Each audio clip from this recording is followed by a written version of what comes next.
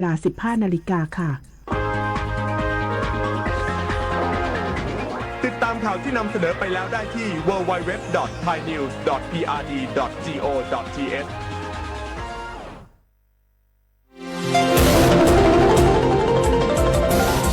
วิทยุแห่งประเทศไทยให้ความรู้คู่ความสุข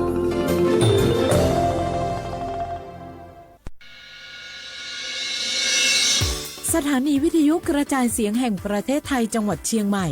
AM 1476 กิโลเฮิรตซ์สถานีวิทยุภาคภาษาชาติพันธุ์แห่งเดียวในประเทศไทยที่มีความทันสมัยเชื่อถือได้สร้างอัตลักษณ์กลุ่มชาติพันธุ์สู่สากล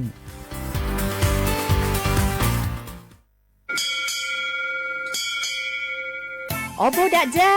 โอมิชเปอร์เมอร์ซุงคาปอกว่าเนื้อจงโอดูธรรมาสถานีวิทยุภาษาชาติพันธุ์แห่งเดียวในประเทศไทยทันสมัยเชื่อถือได้แล้วพบกันที่สวทเชียงใหม่ AM 1476 กิโลเฮิรตซ์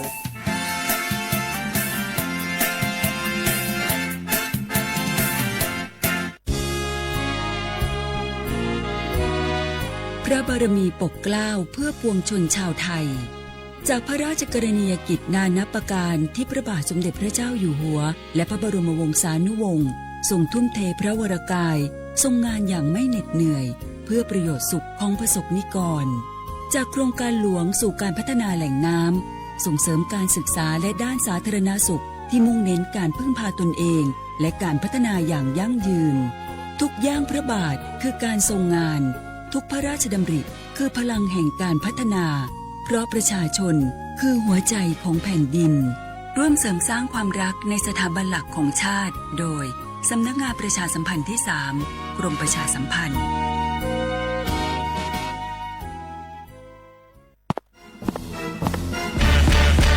แกลองปะกลิ่นหอมเหมือนขนมหวานที่สำคัญไม่เหม็นเอาเปล่าหยุดเลยนะแก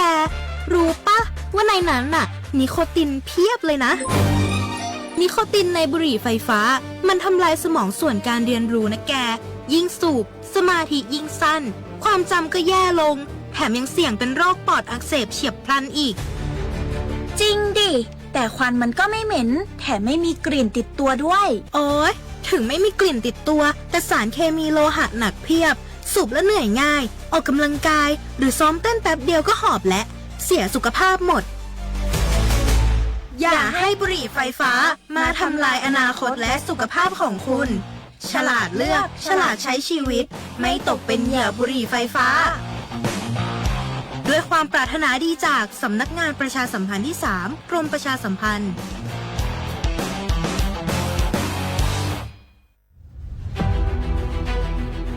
จังหวัดเชียงใหม่ขอความร่วมมือทุกภาคส่วนงดการเผาเพื่อลดปัญหาหมอกควันและมลพิษทางอากาศจากการเผาป่าและการเผาเศษวัสดุทางการเกษตรตามประกาศมาตรการสำคัญเพื่อควบคุมการเผาในพื้นที่ต่างๆโดยไม่อนุญาตให้มีการเผาใดๆทั้งสิ้นเพื่อเป็นการลดมลภาวะจากฝุ่นละอองขนาดเล็กหรือ PM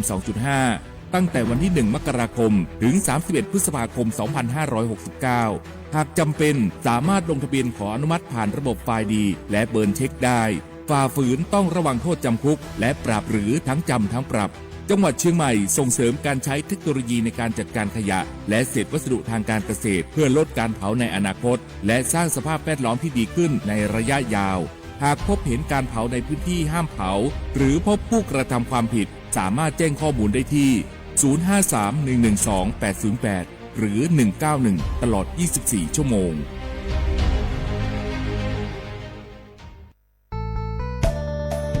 สถานีวิทยุกระจายเสียงแห่งประเทศไทยจังหวัดเชียงใหม่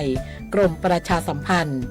ประกาศรับสมัครบุคคลเป็นลูกจ้างเหมาบริการตำแหน่งพนักงานกระจายเสียงภาษาเมียนจำนวน 1 อัตรา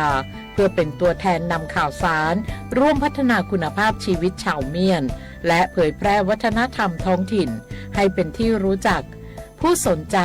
ยื่นใบสมัครด้วยตนเองได้ที่งานธุรการสถานีวิทยุกระจายเสียงแห่งประเทศไทยจังหวัดเชียงใหม่ตำบลช้างคลานอำเภอเมืองจังหวัดเชียงใหม่ ตั้งแต่บัดนี้เป็นต้นไปจนถึงวันที่ 31 พฤษภาคม 2569 สอบถามข้อมูลเพิ่มเติมได้ที่ 053-276-068 ในวันและเวลาราชการ มังมังลิวเอาเก่งเศร้าก็โอ 55 ปี พลังแห่งเสียงสื่อกลางจากรัฐสู่ประชาชนเชื่อมโยงข่าวสาร ความรู้และความสุขสถานีวิทยุกระจายเสียงแห่งประเทศไทยจังหวัดเชียงใหม่สวทเชียงใหม่ให้ความรู้คู่ความสุข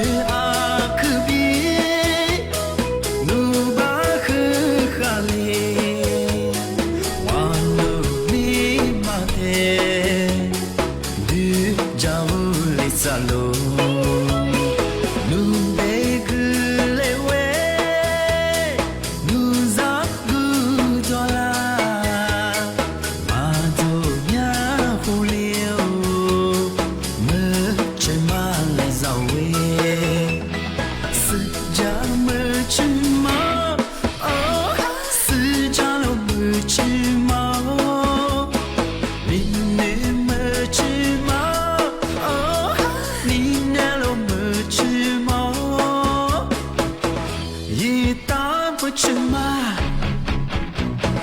Zaza Machima Tula Machima Machima Machima Ali Kwa Janami Machima Muteli Pujatea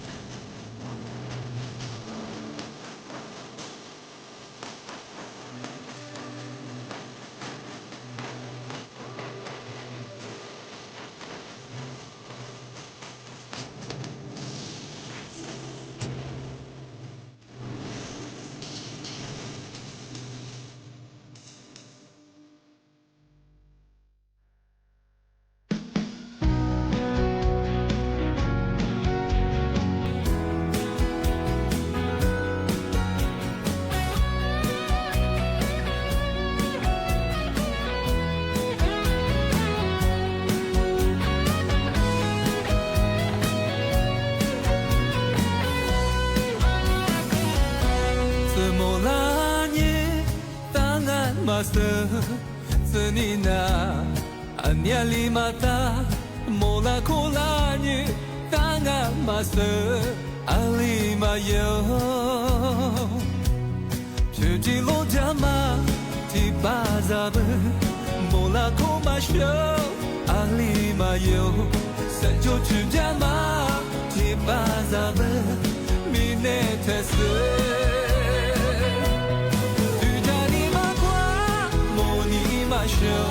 记得来你手，这拉达呀，阿里马伊佛，错字白马，只能阿贝。杜加尼马瓜，莫尼马修，走在这白马，你这马就，掉把蹄子瓜，你夸怕是若塞掉地雷。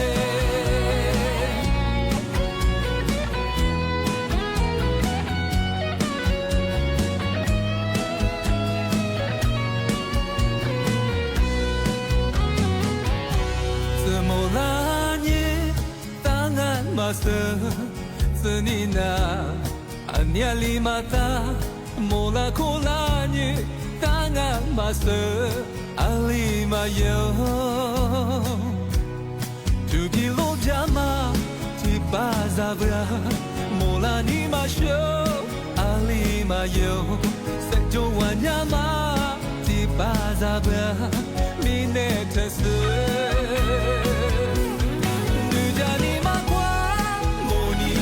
提着来你手，这拉达呀，阿里马伊佛，错字白马，只能阿贝。杜加尼马瓜，莫尼马修，错扎字白马，你这马就，掉马蹄子瓜，你夸怕是若塞掉地雷。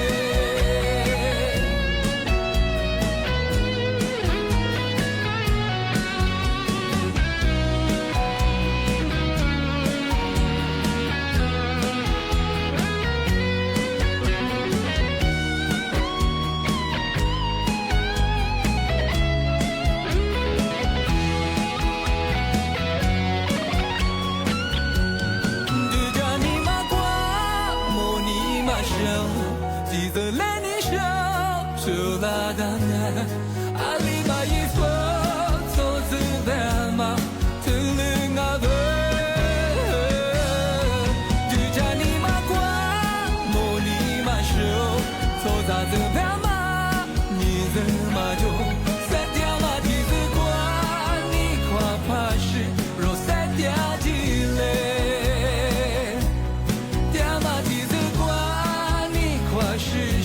若塞掉地雷，塞掉马蹄子瓜，你夸怕是若塞掉地雷。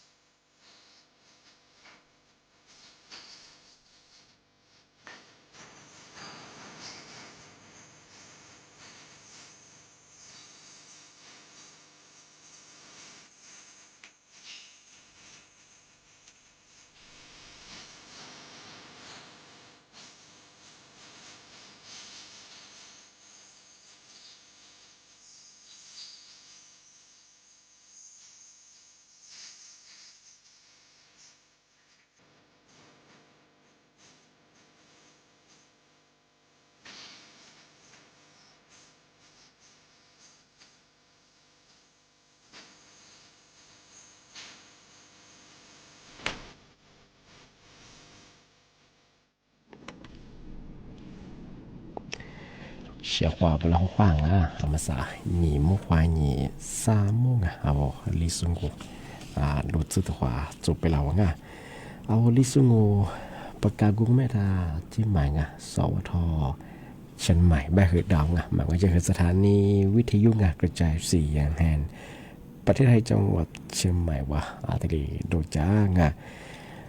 วิทยุโดยจะมางมปัญญากว่ายี่ระบบยา AM กว่ายี่ครึ่งความถี่เมื่อที่ตุลีหาฉีดสโชว่าโจญาตุหลังอีเวลาบ่เฮงเนบ่เฮโชมควานี่จิโมติขวาดูที่โมแล้วบ่เฮนี่โมขวานี่3โมนาทีเนี่ยควานี่นาเนี่ยสะดวกที่ถ้าฟิบัวคือไลฟ์สวยยังไง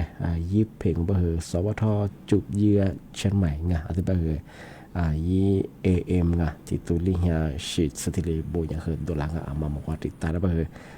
ติดตาได้ที่ยังสุดๆแปลว่าเชื่อว่าว่างานนี้จะยิ่งมากกว่าเจ้าเว็บปลาคือยิ่งกึ่งแต่ก็เราบ่เฮยากมาซึ่งว่ารายการที่สุดดูถ้าฟิบัวไลฟ์สวยอย่างงั้นเนี่ยบ่เฮยเวลาเฮยิ่งสัญญายิ่งสัญญาว่ายิ่งสักว่าที่จะบ่เฮแต่ก็เราว่าเขาความมือมาคือจอยกว่างนี่ไม่ถึงยังว่ามันยังวลิสูบางมันยังคือสาหานี่จะนี่ยังนี่ไม่ถึงยังมาคือโมนี่ยุคนี้ตัวนี้จะโจโกวลิสูบางเห็นยังบ้าว่าคือพลังกับเดี๋ยวว่าท้ายบางบ้างคือว่าเฮนี่นี่ไม่ถึงยังบ้าคือยังคือหนังว่ายิ่งว่าสันเนี่ยบ้าคือหนาโฉนี่วันเนี่ยบ้าคือหนาเนี่ยหนาโฉนี่บ้าคือวันหยุดราชการของงามที่นี่นี่มีคือนะถึงมาปีมากคือที่สตาจีชาชของงานมาย่าสำนักงานตำรวจไซเบอร์มาเตือนภัยฝรั่งเมื่อสังว่ามันจะคืออีกที่ดูแลง้อมันยังไงเราโหลดจะไปหลอกที่บ้านคือที่กันที่บ้านว่ายุบปุ๋ยว่ามาคือจวงที่บ้านยังทำมาสายกลุ่มมิชาชีพมาคือว่ายุบปุ๋ยไงปุ๋ยที่ชื่อกว่าระบบออนไลน์ของยี่ที่เรียกจ่าปุ่นไงยาว่ามันบ้าคือยิบคือผีราคาคือถูกที่นี่คือมาใส่บ้าคือยิบปุ๋ยคือระบบออนไลน์ของยังไงยิบปอจะมาคือขึ้นมีอะไรช่องที่บ้านงบัญญัติไว้เฉพาะมีอยู่เลยมีจะส่งมายิบปุ๋ยมีคือก็ตานี่ใช่บ้างปีควายราคายิบผีอย่างว่าบ้าคือตั้งชื่อบ้างมาคือจำมงแต่ใจหงิดแต่สงสัยยังไงผีอย่างบ้าคือแบบยุบปืนมาคือยุบปอกเกลียนมาคือหยาดวงช่วงงานที่ถึงบางงมันยังไงคือย่ายุบปุ๋ยงบอกว่ายุบปุ๋ยตัวสายิงกระสวก็ได้สิ่งไงที่แปลว่ากระสวยุโลโก้เบอร์คือยุบแบรนด์ว่ายี่ห้อส่วนคือเวียนจะมางทำมาแต่ละยินหนึ่งยุโลโก้ชาเกอที่แปลว่าคนเนี่ยบ้าคือยุบปุ๋ยเรียกว่าญาติญาชาเกอมังแป๊กคือยังที่ชาได้สิ่งไงไม่เคยที่เรียกว่าอย่างที่ปัญญาว่ามีจะสู้รู้สึกบ้างมาคือจำมงที่ยังยุบปุ๋ยบางกว่าญาไม่มีว่ายิเลขทะเบียนคือมาโจรช่วงที่ยังแต่ละบ้านว่าอยู่เฮงเจ้าว่าจะรู้เชื่อมาเฮก็เลยมาโจรว่ายิ่งสั่งคิดมีคือโจรสิ่งที่บ้านว่าที่ยุบปุ๋ยออนไลน์เขาอย่างพอบ้างมาคือจำมงมาใส่กลุ่มมิชาชีพเป็นไงคือที่ดีโฆษณายิ่งใหญ่ที่ดีคือจะมาคือเมียยุบปอว่ามาคือเมียช่วงมาคือเท่ยังไงปีว่าบอกสิจะสิจะมาเพราะว่าคือผียังงูเป็นยังไงมาคือแต่ดูจากนี้แต่ส่วนยังไงจะเสื้อคือข้านี้ผียังงูบ่เคยมาคือยังคืออะไรยังคือยังบ่คือกลุ่มมิชาชีพไงที่ประสิทธิ์ไม่ใช่ไงที่บ้านงานสารที่ยุบปุ๋ยยังมาคือไงที่ออนไลน์ก็เนี่ยคือใช่ยังมาคือจำว่าปีควายยิ่งข่าวมาคือยุบปองมาคือไงสุดแพ้แบงมาถักกูใช่ยังจะมาซื้อแบบสุดยิ่งถือว่าสั่งซื้อยังไงแต่ว่ายุบว่าคือจะพวกบอกโอ้แบบยุบปุ๋ยผมวางว่าจะว่าแบบก็คืออะไรเสียสุขลังมาซื้อของแต่มาคือจะมาแจ้งเตือนช่างมาคือจำที่ยังไงที่มาแต่เชียงว่าคือไงที่ถึงมาปีมาแจ้งเตือนยังยาบ้าคือที่นี่มีกับพวกควายยิงเส้นวันนี้ถึงว่าเส้นยังไงยุคอยู่ตรงนี้สุดสึกกูโกงกันมาย่าปพไงกรมป้องกันบรรเทางานสาธารณภัยธรรมาแจ้งเตือนว่าละที่ ภาคเหนือเป็นยังไงพื้นที่จังหวัดแม่ฮ่องสอนถึงกลางอันนี้คือเจียงไฮ้เงาะเชียงรายอันนี้คือลำพูนอันนี้คือจังหวัดลำปางพะเยาจังหวัดแพร่อันนี้คือจังหวัดน่านยาแบบคือมาคือติญาฝาละบรงที่ติขอลามงมันคือมือหาคือเลี้ยมีโลหะคือยัวขวาสึกแจมกุเปียรงอาทิบ้างมันจะว่ายัวบาจาสูงเอาลูกโคลูกคุยเคยมีเจสบะเหมาคือแต่ฝาละจะมองจะเปียความมือหาที่เฮียเลือกว่านี่สายนี่เฮียที่นี่พันลีบะเห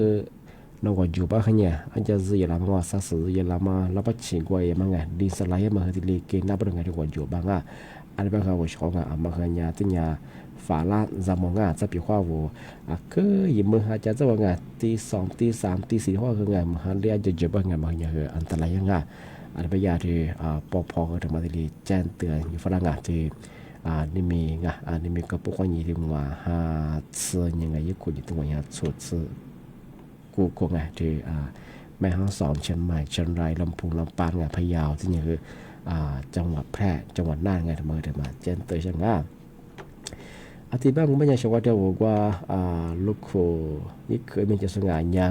อันนี้แต่กว่าคือมหาขึ้นเรียบคืออันนี้แต่กว่าก็กุลาแต่กว่ามังอันยาจังหวะที่คือดีสไลด์ก็คือปีขว้าอย่างแต่กว่าที่เรียบกิเลบไงสิ่งนี้แต่กว่าคือมาคือแต่ที่เรียฝาละจะหมดจังหวะสามหาคือผ่านเรียบไงเอามาฟ้าชิบก็คือเอาว่าจะซื้อจำมาไงคือมัวแถบจาดังอะไรเอาวลมแบงอดมาคือแบบนั้นจะมาหาคือเป็นเรียบคือเอามาแต่จักระฝามาเชิงงานทำมาปีมาเจนเตยอย่างที่บ้านยาชาวมาสันนั่นคือมากกว่าที่ขวาเกินนั่นชิดาวชาวยาคือมากกว่าคือที่ฝรั่งเนาะเมื่อไปจากสุงานเอาบ้านน้ำหูจะสุยามากกว่าที่ฝรั่งแต่คนนั้นยาชาว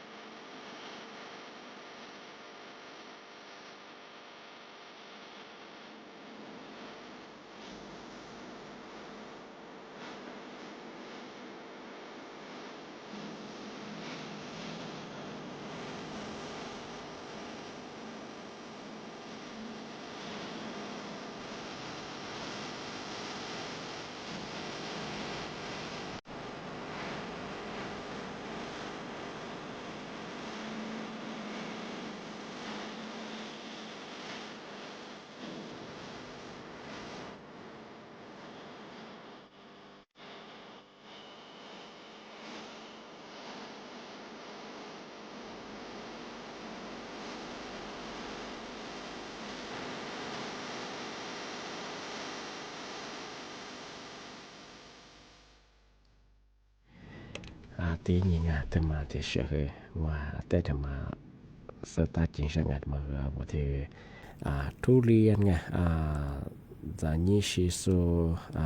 วุ้นจะสูงจะชิสุบ่เหรอแต่เนี่ยสตาร์บังเมื่อสาวงูมันจะที่ทุเรียนไง有物资有好物资的都老各不一样嘛，是不是这个这帮也不和吃一这个不和土里嘛和人过兰是人和人过兰是人和人和30%30%ที่เลยมีอะไรบุรุษสิ่งที่กูมังที่บ้านกูมันยังเมื่อสาวมันยังราคายิบบ่เคยติดกับตัวมาเชื่อโหชงมาว่ายี่เกรดไงยี่เสือราชไงแล้วก็เสือเบียร์แล้วก็เสือข้าวมังที่บ้านกูมันยังถือมาทุเรียนดูเสือแบบถือกลุ่มวิชาชีพถือว่ายิบเพจฟีบูยิบปอที่ชาดูแลยังคือทุเรียนที่เรียกกู้หูจ่าเสียชงย่าหูจ่ามองบ่คือยิบถึงหัวบ่คือคือผีแย่ชงสวยสมมติว่าที่กิโลมาที่เฮีย10次แบบมาว่าที่ไปย่าหูอย่ามาคือที่กิโลมาคือ10次บาเหตุบาที่เฮียบาว่ายิบถึงผีแย่ชงที่บ้านกูมันยังทุเรียนว่าจะส่งบ่พามุลบ่จะชอลีสายชงลงมาใจนี้มากูยิงมาตัวสอยชงสุดท้ายไปพอไปเด็กทุเรียนคือมาว่างทุเรียนว่าแบบคือไอ้กุญแจว่างมาเสียชงอันนี้เขาด้วยทุเรียนสารบ่หามาส่งฝรั่งชงที่บ้านมันยังไงที่ยาตันหนูไซเบอร์CAB ที่ยาที่ไม่ใช่ที่พูดว่าการยาสุกว่าที่ก็สุดๆที่เจ๊งตีชงมาจามุงมาใส่บ่ฟีบุยปองคือมีที่ทุเรียนว่ามาที่นี่ที่ฟีบุเลยมันชอบท่าติดต่อตรงIG ตรงไลน์ที่ใช้ที่ระบบออนไลน์บ่มีอันมาถ้าชาวบ้านจะเสื้อหรือสีผีแย่แบบขวามาคือที่ชอบเลี้ยวัวมาถ่ายแต่ที่เลยใจเนี่ยทำไมเสียงหัวผีก็ผีแย่มาเป็นยังไงเดี๋ยวนี้กับกูเนี่ยกับเชี่ยทำไมผีมาคือหลัดโซ่ติดใต้มาคือจนจมมาที่ก็ติดกว่าที่ก็ติดกว่าเนี่ยคือมากูเนี่ยที่ชอบเลี้ยฟุตบอลก็มาคือเนี่ยยังไงที่ควายเนี่ยคือท่านเหมือนสโลก็คือกลุ่มวิชาชีพคือที่เลยก็มาคือก็จะว่ามันที่ชอบอยู่อาจจะเป็นอย่างนั้นมาแจ้งตัวอย่างมาคือแต่ก็จะใส่ยังคือถามว่าไม่ใช่ยี่ผีเยอะคืมาแต่กับกูยิงกับเชี่ยมาเนี่ยคือมาที่แจ้งตัวอย่างอาจจะเป็นว่ามันชอบมาสักคือรายการลิสต์ดูจะมันยี่เวลาจีห์กูแล้วว่าเชื่อเขาราวิทยุนั่นจะส่งไลฟ์สดที่สุดก็คือคือมุมนั่นแหละคือจะชื่อจะมาพูดชื่อจะกันว่าจริงน่าจะเป็นอะไรก็ได้จริงที่จะมาสั่งไปคือหลายพื้นที่ที่กระตุ้นไปคือมีราคาเยอะมาใส่ไปถ้าจิ้มมาก็ไปคือสมมติตัวอย่างคือหมกกว่าคือในสิทธิ์ลานี่มันเคยจะคือยาไปคือมือหาเรียบ้างช่วงอันนี้ไปได้ช่วงไปช่วยกันทุกอย่างพอแบบช่วยกันที่จังหวัดแม่ฮ่องสอนเชียงรายพะเยาจังหวัดน่านลำพูนลำปางเชียงใหม่คือฝ่ายรับไปเชียงบางคนจะมาช่วงอันนี้ไปยังที่ที่ความหมดเลยความช่วงวันนี้การลิสต์งูบางงานเนี่ยบางคนฉุบบางคนยังจิ้มที่ความดูที่หมดแล้วบางคนหยิบบางคนยี่3 โมงนาทีเนี่ยความยี่คือนาเนี่ยที่ยี่เลยตัวอย่างว่าช่วงนั้นคือบ่มที่บ่นั่นคือทัศน์เดี๋ยวที่เอาที่บ่ที่เดียวขวาหมดแล้วขวาสวัสดีครับ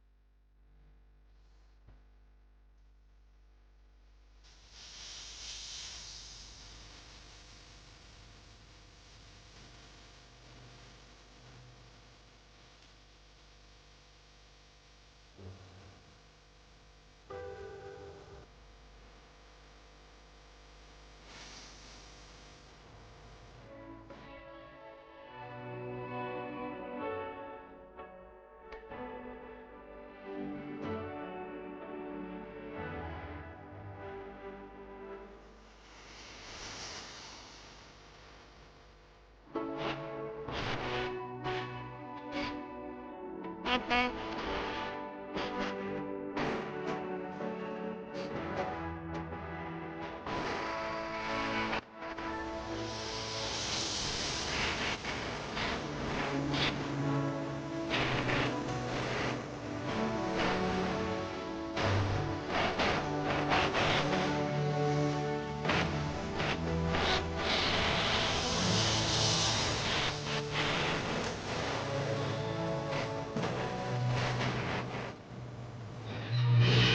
ถานีวิทยุกระจายเสียงแห่งประเทศไทย และเครือข่ายทั่วประเทศ เสนอข่าวต้นชั่วโมง